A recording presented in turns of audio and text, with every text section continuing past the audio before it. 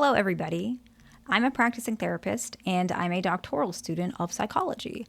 Today, I wanted to go over a topic about how to actually encourage an avoidant to want to emotionally connect, merge, and deeply feel integrated with another person, which will be you, right? You want them to merge their lives with you, not in a way where it's codependent or suffocating, but when it's actually romantic and healthy for interdependence to continue to grow and lean into more commitment throughout the relationship. Okay, so that's what we're going to talk about, emotionally merging and connecting in that perspective.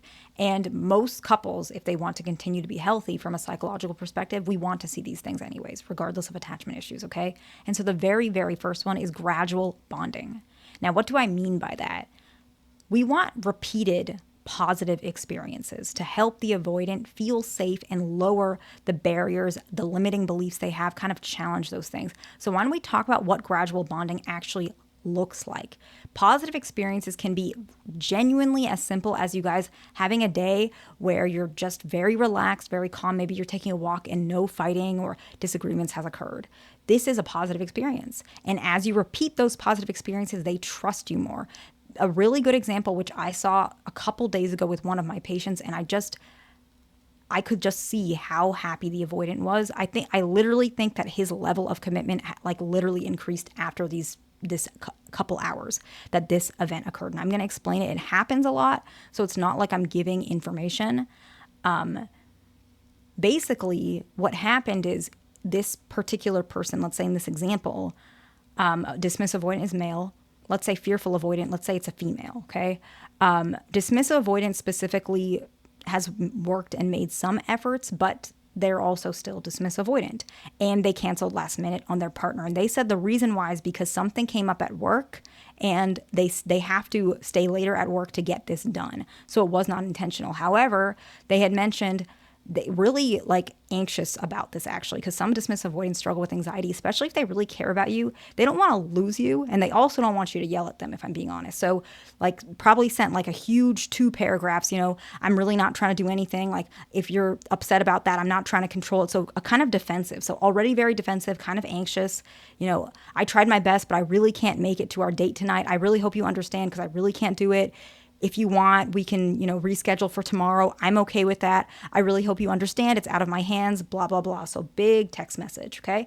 And the fearful avoidant, let's say she explained or said very quickly, very prompt, very quick, very consistent. So she didn't leave the message sitting there. She said very clearly, that's okay. I appreciate you sharing and sounds like a really tough day. I'll leave you to it. And yes, tomorrow sounds good.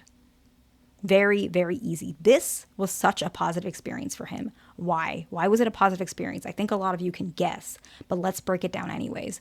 She was non-judgmental.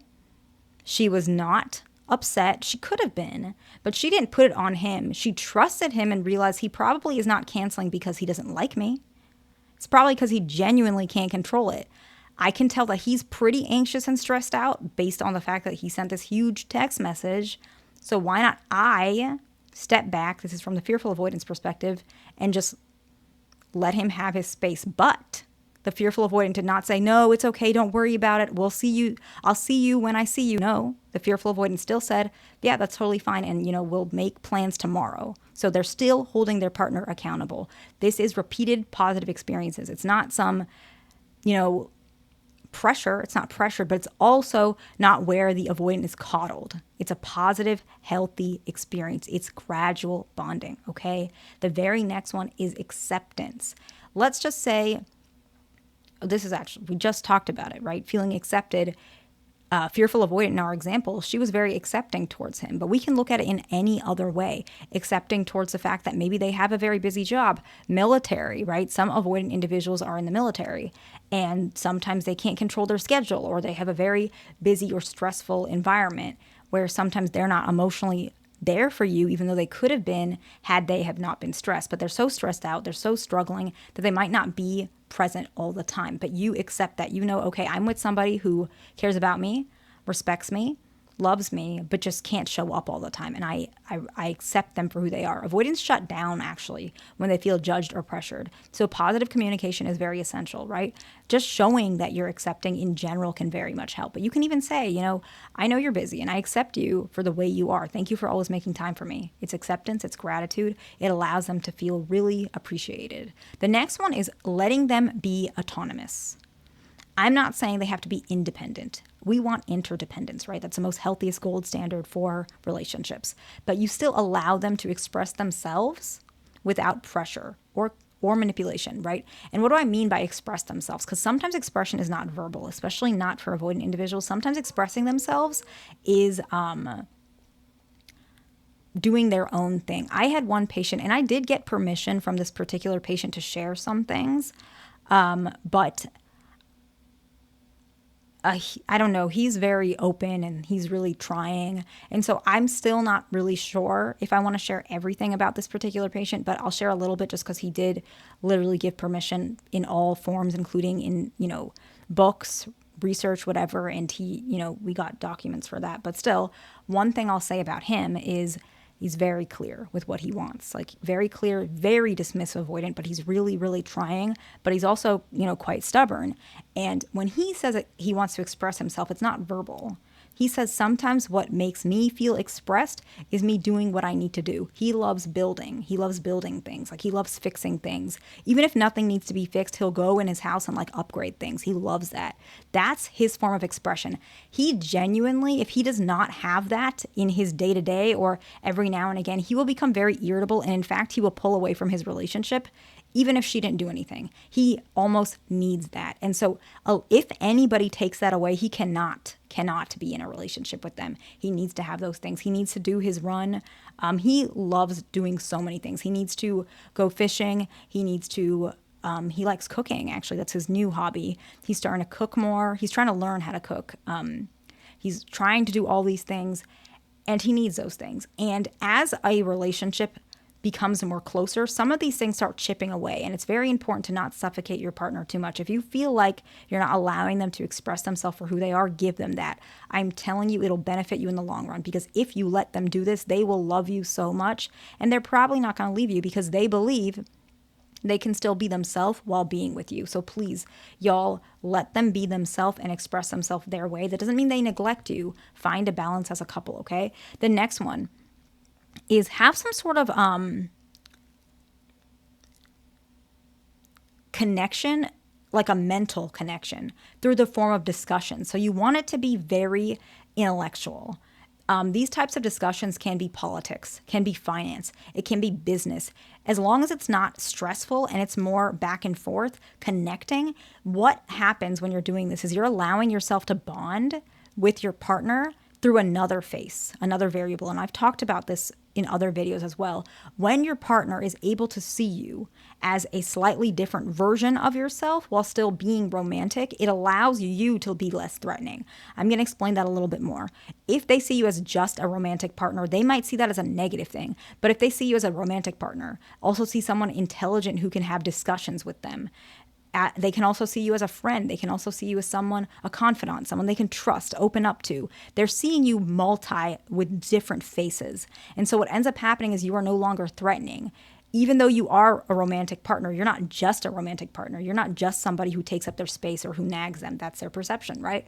You're also somebody who has great discussions. You're also somebody who adds to them in many ways. You add to their understanding of business or your own financial profile they can learn from. You have a very interesting perspective politically. And so you're allowed to have these rejuvenating, very deep intellectual discussions, which allows you guys to have that emotional connection, which is where that emotional merging comes from. Because now you have that side of them too. They're not just a romantic partner to you either. They're also somebody you can discuss with. You're also somebody who can connect with.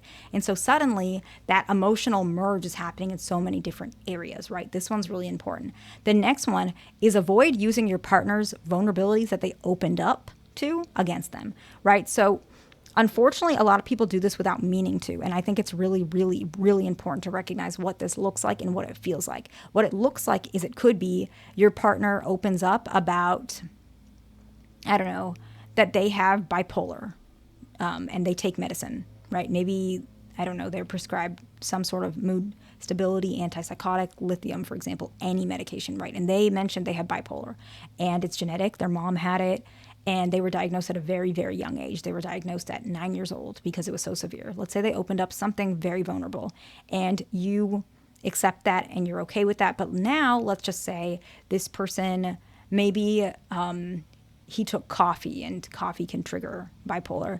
And now he's, changing his business plan. Just example is a he, not every avoidant is a he, but maybe now he's trying to quit his job or he's talking about switching jobs. Maybe he hasn't slept in a while.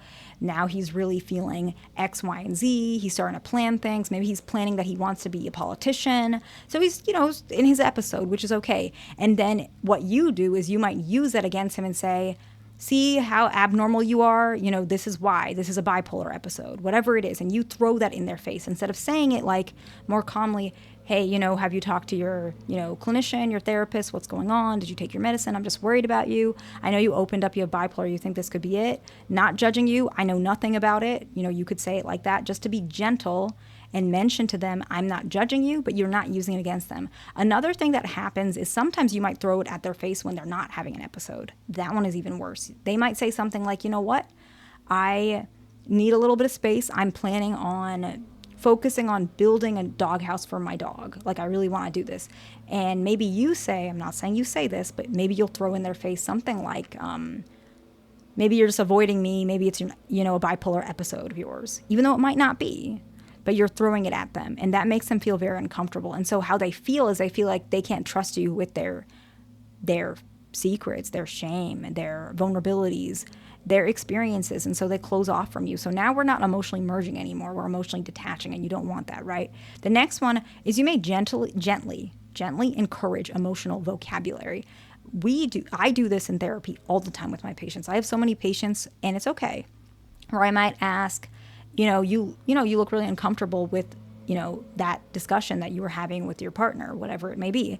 How are you feeling? And they might sit there and they really, really trying, give them a couple minutes and they might say, I don't know.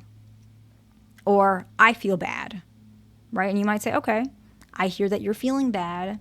To me, it kind of looks like you're a little frustrated or you're a little angry. Does that fit? Does that make sense? And so obviously you're not going to do it in that particular way. It might feel a little uncomfortable because you're not a therapist. But you might say, hey, how are you feeling? And they might say, yeah, I'm feeling all right. You might say, okay, that makes sense. Are you feeling like it sounds like you're pretty hopeful about X, Y, and Z. So you might add some clarification. Sounds like you're hopeful about the promotion. They might say, yeah, I think that fits. Or you might say, let's say after a hard day at work, they'll say, I'm fine. You'll say, okay, it sounds like you're not very frustrated. You will say, it sounds like you're not very frustrated about that meeting you had, for example. So you add that emotional vocabulary and you start encouraging them. Or they say that they're fine and you're like, okay, I hear that. To me, it actually seems like you're a little bit frustrated. Does that fit better? Just gently, very, very gently. The very last one is that you ask reflective questions, okay? What does that feel like for you? Which part of that was the hardest? How do you feel about your boss's style of communication?